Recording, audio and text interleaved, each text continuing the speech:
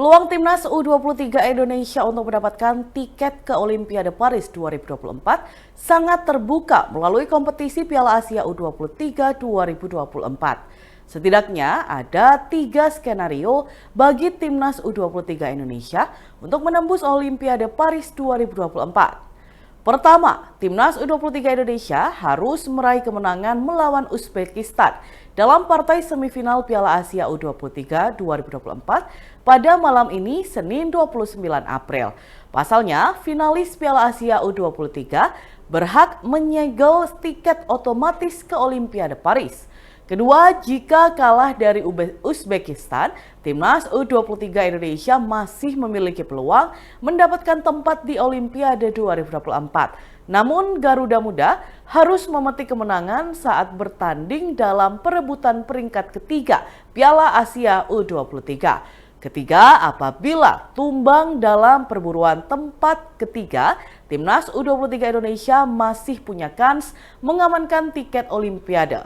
Syaratnya, tim berjulukan Garuda Muda itu harus menang dalam laga playoff melawan utusan Afrika Guinea untuk mempertaruhkan tiket pamungkas ke Olimpiade 2024. Sementara itu, pelatih timnas U23 Indonesia, Shin Tae-yong, mengaku tidak terbebani dengan harapan publik agar dirinya mampu membawa Garuda Muda ke Olimpiade 2024. Shin menjelaskan, saat ini ia tengah menikmati setiap momen perjuangan timnas U23 Indonesia menuju Olimpiade Paris 2024. Jika Shin Tae-yong mampu membawa timnas U23 Indonesia ke Paris, STY bakal mencetak sejarah sebagai pelatih pertama yang kembali mengantarkan skuad Garuda ke Olimpiade setelah absen selama 68 tahun.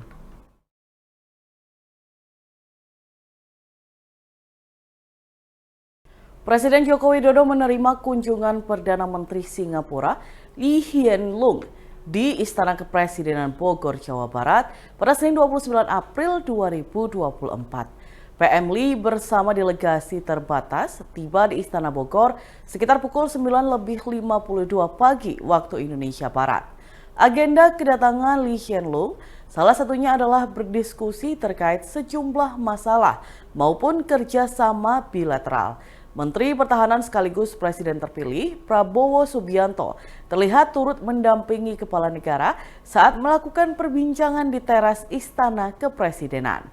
Sementara Lee Hsien Loong tampak didampingi oleh Lawrence Wong, wakil PM Singapura yang akan menjadi penerus Lee. Di sisi lain, Wakil Perdana Menteri sekaligus pengganti Perdana Menteri Singapura Lawrence Wong tampak mengajak Menteri Pertahanan yang juga Presiden terpilih Prabowo Subianto untuk foto bersama. Momen itu terjadi di sela pertemuan tingkat tinggi Perdana Menteri Singapura Lee Hsien Loong dan Presiden Jokowi. Setelah Jokowi dan Lee menandatangani sejumlah nota kesepahaman di ruang teratai Istana Bogor, Lawrence mengajak Prabowo untuk foto bersama. Namun peristiwa itu tidak berlangsung lama, hanya beberapa detik saja, sebab protokol harus memindahkan mimbar untuk keterangan pers Jokowi dan Lee. Usai kedua pemimpin menyampaikan pernyataan, Prabowo dan Lee terlihat kembali bersama dan membincangkan sesuatu sebelum masuk ke ruangan lainnya. Diketahui dalam RI Singapore Leaders Retreat, Prabowo dan Lawrence secara khusus bergabung dalam percakapan di beranda istana. Keduanya berbincang bersama Jokowi dan Lee. Jokowi dan Lee sama-sama menyoroti pentingnya keberlanjutan kemitraan strategis kedua negara, terlepas status keduanya yang akan lengser tahun ini. Sejumlah bidang yang dibahas mencakup ekonomi, politik, hingga ketahanan pangan. Lee akan menghabiskan sisa masa jabatannya sebelum digantikan Lawrence pada 15 Mei 2024. Sementara pelantikan Presiden terpilih Prabowo pada 20 Oktober 2024 akan menandai akhir dari pemerintahan Jokowi.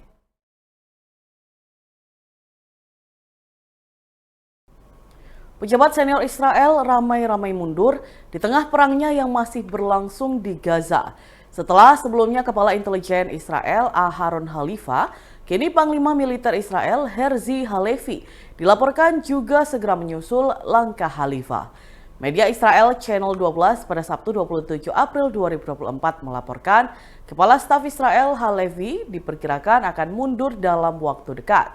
Saluran tersebut mengatakan semua petugas yang bertanggung jawab atas serangan 7 Oktober akan mundur. Sebelumnya, Maijen Aharon Halifa resmi mengundurkan diri pada Senin 22 April lalu. Halifa menyatakan mundur setelah mengaku gagal menghalau serangan Hamas. Banyak perwira disebut telah mencari pengacara dalam persiapan untuk penyelidikan perang. Laporan itu mengklaim bahwa Halifa telah menulis surat pengunduran dirinya setelah menerima saran dari pengacara. Kepala Intelijen Halifa disebut-sebut komandan pertama yang akan dipaksa pensiun dalam waktu dekat. Beberapa perwira lainnya, termasuk Kepala Badan Keamanan Dalam Negeri Shin Bet, Ronen Bar. Kekhawatiran meningkat terkait dampak dari penggantian Panglima Perang IDF Halevi terhadap sistem keamanan dan politik. Media tersebut menyinggung tentang komandan yang dulu berpotensial namun kini dipandang sebagai kegagalan. Hal itu merujuk pada Maijen Yaron Finkelman dan Maijen Eliezer Toledano.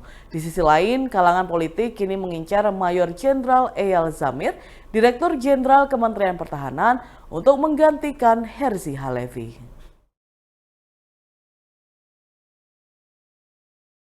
Sebuah mobil melaju kencang dan menabrak toko gerabah di Desa Bendil Wungu, Kecamatan Sumber Gempol, Kabupaten Tulung Agung, Jawa Timur. Kejadian itu sempat terekam di kamera CCTV masjid desa setempat. Dari unggahan video sepanjang 53 detik itu, tampak kecelakaan terjadi pada Minggu 28 April 2024 pukul 4:20 waktu Indonesia Barat. Dari rekaman video terlihat mobil berwarna hitam tersebut melaju secara kencang dari arah utara. Lokasi kejadian ada di Simpang 3 yang ada di selatan Pasar Bendil Wungu. Dari nyala lampu rem di bagian belakang, sopir sepertinya sudah menginjak pedal rem. Namun karena laju mobil terlalu kencang, kendaraan terus melaju dan menabrak pagar toko bagian barat. Pagar besi dengan lebar sekitar 2 meter ini pun jebol. Mobil berhenti setelah menabrak tumpukan barang yang ada di depan toko. Tak lama kemudian mobil mundur lalu berbelok ke arah timur. Mobil ini terlihat melaju sangat kencang. 5 pemotor yang ada di belakangnya lalu berusaha mengejar. Pantauan di lokasi kejadian, bagian lampu mobil bagian depan pecah. Pecahan reflektor lampu utama masih tertinggal di lokasi. Pemilik toko, Roin, mengatakan kendaraan yang menabrak jenis Toyota Avanza berwarna hitam. Mobil tidak terkejar oleh para pemuda yang saat itu ada di lokasi kejadian. Akibat kejadian ini, Roin mengaku mengalami kerugian sekitar 3 juta rupiah. Selain pagar, barang dagangannya yang ditaruh di depan toko juga rusak, seperti lemari plastik dan banyak barang-barang dari plastik lainnya yang pecah. Meski begitu, Roin mengaku tidak melaporkan kejadian ini ke pihak kepolisian. Ia juga tidak berusaha melacak kendaraan yang menabrak tokonya. Wakil Bupati Banyuwangi Sugira siap maju sebagai calon Bupati Banyuwangi dalam kontestasi Pilkada 2024 mendatang. Sugira mendaftarkan diri kedua partai sekaligus, yakni PKB dan PDIP pada Senin 29 April 2024. Pria yang juga menjabat sebagai bendahara DPC PDIP Banyuwangi ini mendatangi kantor DPC PKB sekitar pukul 11 siang waktu Indonesia Barat. Sugira ditemui langsung oleh Ketua DPC PKB Banyuwangi, Malik Syafaat. Sebelum ke kantor PKB, ia juga mengambil berkas pendaftaran ke PDIP. Sugira mengatakan kesiapan untuk maju sebagai calon bupati merupakan semangat untuk menjadikan dirinya agar lebih baik. Ia mengaku telah mendapat restu dari partai untuk bergerilya, menjalin hubungan dengan partai-partai lain. Pendaftarannya ke PKB merupakan salah satu upaya menjalin koalisi itu. Sugira juga belum dapat memastikan terbuka atau tertutupnya peluang untuk kembali mendampingi Bupati Ipuk Fiestiandani dalam pilkada mendatang. Seperti diketahui, Ipuk dan Sugira baru akan menuntaskan satu periode masa jabatan sebagai pasangan bupati dan wakil bupati. Sugira juga membuka diri untuk bergandengan tangan dengan partai-partai lain. Ia mengaku siap jika ada penjajakan baru untuk mengusungnya sebagai calon bupati. Ketua DPC PKB Banyuwangi, Malik Syafaat mengatakan daftarnya Cabup Sugira sebagai calon Bupati Banyuwangi ke partainya menunjukkan bahwa PKB kian menarik. Hingga saat ini, sebanyak 8 orang telah mendaftarkan diri sebagai calon kepala daerah ke PKB Banyuwangi. Dalam Tribuners berikut kita simak bersama pernyataan dari bakal calon Bupati Banyuwangi, Sugira. Pertama tentu kami atas nama pribadi juga atas nama relawan Bangun Desa Lodo menyampaikan terima kasih yang sebesar-besarnya atas sambutan, penerimaan, syukur dan lain sebagainya. Yang kedua, tentu kami juga mendapat amanah dari partai kami sendiri bahwa kita disuruh membangun koalisi dengan siapapun demi membangun Banyuwangi ke depan menuju lebih baik. Tentu masyarakat sejahtera dan berkemakmuran serta dengan pemerataan.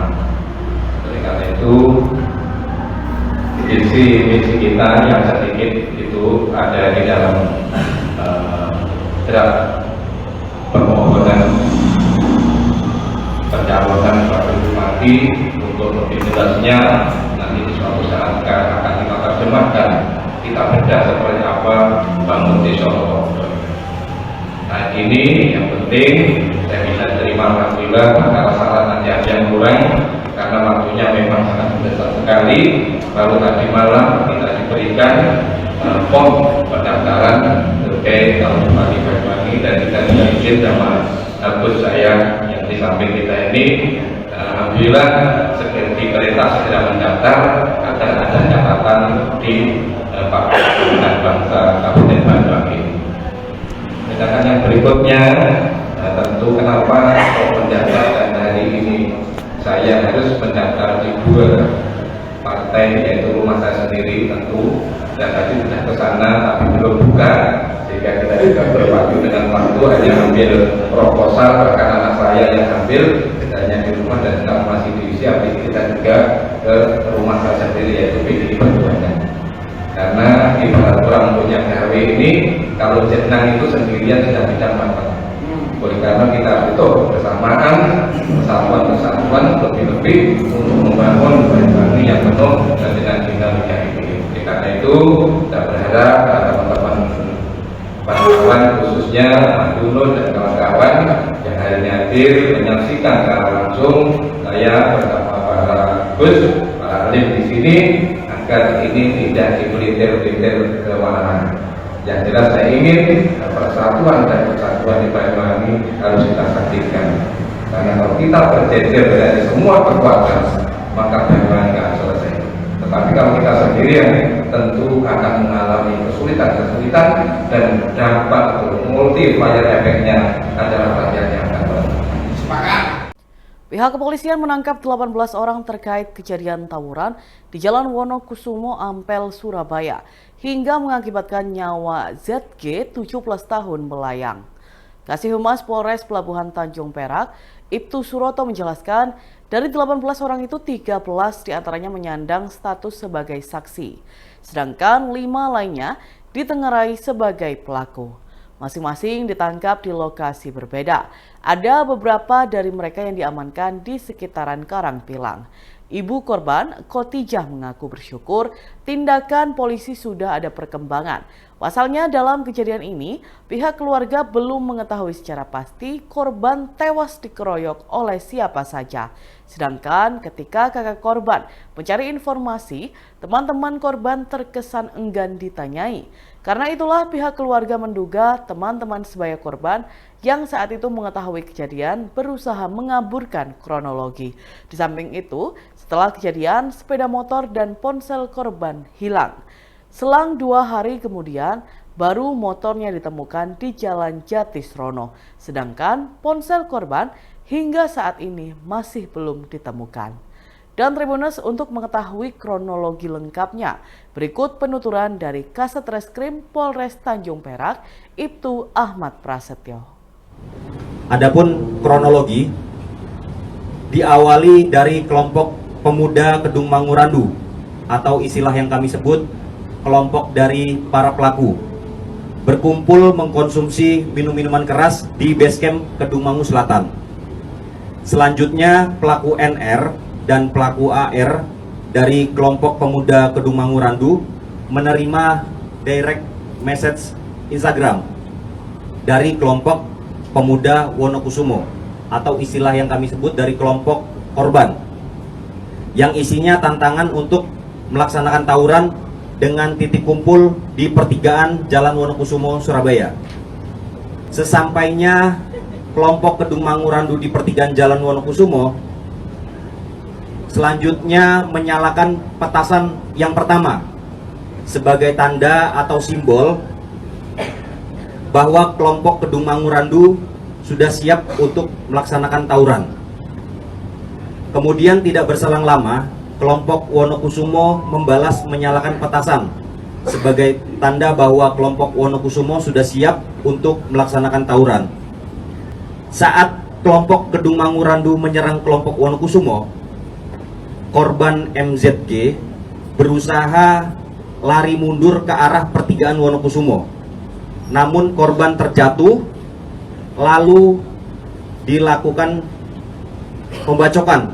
Dari aksi tawuran tersebut menyebabkan korban MZG berusia 18 tahun dari kelompok pemuda Wonokusumo mengalami luka bacok pada bagian wajah, kemudian punggung dan kaki, sehingga menyebabkan meninggal dunia. Adapun motif para pelaku yaitu untuk membuat video konten tawuran yang akan diunggah pada kelompok atau untuk menunjukkan validasi dirinya bahwa dia kuat di dalam kelompok tersebut. Download Tribun X sekarang, menghadirkan lokal menjadi Indonesia.